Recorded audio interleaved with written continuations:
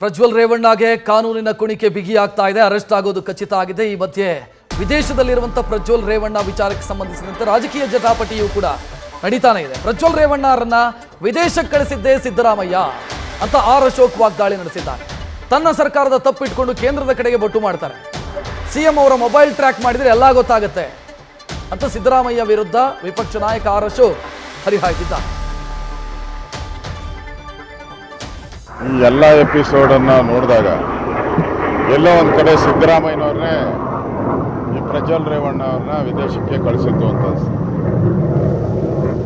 ರಾಜ್ಯದ ಜನತೆಗೆ ಎಲ್ಲ ಗೊತ್ತಿದೆ. ಕಾನೂನು ಸುವ್ಯವಸ್ಥೆ ಇರೋದು, ಪೊಲೀಸ್ ಇರೋದು, ಇಂಟೆಲಿಜೆನ್ಸಿ ಇರೋದು ಎಲ್ಲನೂ ಕೂಡ ರಾಜ್ಯ ಸರ್ಕಾರದ ಕೈಯಲ್ಲೇ. ಈಗ ರೇವಣ್ಣ ಅವರ ಮಗ ಪ್ರಜ್ವಲ್ ರೇವಣ್ಣ ಹಾಸನ ಓಟ್ ಹಾಕಿದ್ಮೇಲೆ ಎಲ್ಲಿಗೆ ಹೋಗ್ಬೇಕಾಯ್ತು? ಏರ್ಪೋರ್ಟ್ಗೆ ಹೆಂಗೆ ಹೋದ? ಸುಮಾರು 300 ಕಿಲೋಮೀಟ್ರ್ ಟ್ರಾವೆಲ್ ಮಾಡಿದಾರಲ್ಲ, 300 ಕಿಲೋಮೀಟ್ರ್ ಹೋಗಿ ಬಿಟ್ಟವ್ರು ಯಾರು?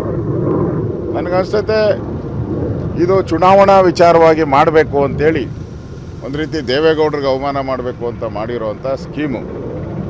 ಈಗ ಪ್ರಜ್ವಲ್ ರೇವಣ್ಣ ಮಾಡಿರೋದು ತಪ್ಪು ಅಂತ ಆದರೆ ಯಾಕೆ ಅವ್ರನ್ನ ಬಂಧಿಸದೆ ಬಿಟ್ಟರು? ಕಾಂಗ್ರೆಸ್ ಅವ್ರು ಯಾಕೆ ಬಂಧಿಸಿಲ್ಲ? ಮತ್ತು ಕೇಸ್ ಹಾಕೋಕ್ಕೆ ಇಷ್ಟು ತಡ ಯಾಕೆ? 15 ದಿನ ಆಯಿತು ಆ ಒಂದು ಪೆನ್ ಡ್ರೈವ್ ಆಚೆ ಬಂದು, ಸುಮಾರು 15 ದಿನ ಆಯಿತು. 15 ದಿನದಿಂದ ಇಂಟೆಲಿಜೆನ್ಸಿಯವರು ಪೊಲೀಸರು ಏನು ಮಾಡ್ತಾಯಿದ್ರು? ಜ್ಞಾನ ಇರಲಿಲ್ವ ಅವ್ರಿಗೆ? ಮಾನ ಮರ್ಯಾದೆ ಇರಲಿಲ್ವಾ ಕಾಂಗ್ರೆಸ್ ಅವ್ರಿಗೆ? ಯಾಕೆ ಮಾಡಲಿಲ್ಲ? ಈಗ BJP ಮೇಲೆ ಹೇಳ್ತಾರೆ, ಮೋದಿ ಮೇಲೆ ಹೇಳ್ತಾರೆ, ಅಮಿತ್ ಶಾ ಮೇಲೆ ಹೇಳ್ತಾರೆ.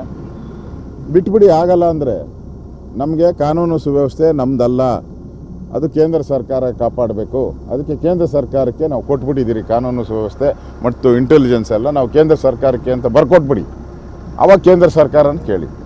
ಅದು ಬಿಟ್ಬಿಟ್ಟು ನೀವು ಮೋದಿಯವರು, ಅಮಿತ್ ಶಾ ಅವರು ಅಂತ ಹೇಳಿದ್ರೆ ನಿಮ್ಮ ತಪ್ಪನ್ನು ಇಟ್ಕೊಂಡು ಬೇರೆಯವ್ರ ಮೇಲೆ ಯಾಕೆ ತಪ್ಪು ಹೊರಿಸ್ತೀರ?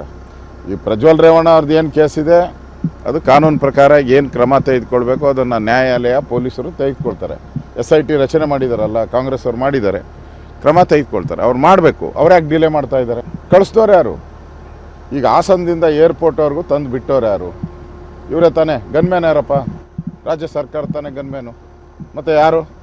ಅದಕ್ಕೆ ನಾನು ಹೇಳಿದ್ದೀನಿ, ಈಗ ಸಿದ್ದರಾಮಯ್ಯನವರ ಮೊಬೈಲ್ನ ಟ್ರ್ಯಾಕ್ ಮಾಡಿಬಿಟ್ರೆ ಯಾರ್ಯಾರು ರೆಕಮೆಂಡ್ ಮಾಡಿದ್ರು, ಏನೇನು ಮಾಡಿದ್ರು ಎಲ್ಲ ಗೊತ್ತಾಗುತ್ತೆ. ಹೆಂಗೆ ಬಿಟ್ಟು ಕಳಿಸಿದ್ರು ಎಲ್ಲ ಕ್ಲೀನಾಗಿ ಗೊತ್ತಾಗ್ತದೆ. ಬಿಟ್ಟವರು ಸಿದ್ದರಾಮಯ್ಯನವರು, ಕೇಳೋದು ಮೋದಿ ಮೇಲೆ. ಹಂಗಾರೆ ಕಾನೂನು ಸುವ್ಯವಸ್ಥೆ ಕರ್ನಾಟಕದಲ್ಲಿ ಸತ್ತೋಗಿದೆಯಾ? ಇಂಟೆಲಿಜೆನ್ಸ್ ಸತ್ತೋಗಿದೆಯಾ? ಪೊಲೀಸವ್ರು ಕರ್ನಾಟಕದಲ್ಲಿ ಇದ್ದಾರೋ ಸತ್ತೋಗಿದ್ದಾರೋ? ಹೇಳ್ಬೇಕಲ್ಲ.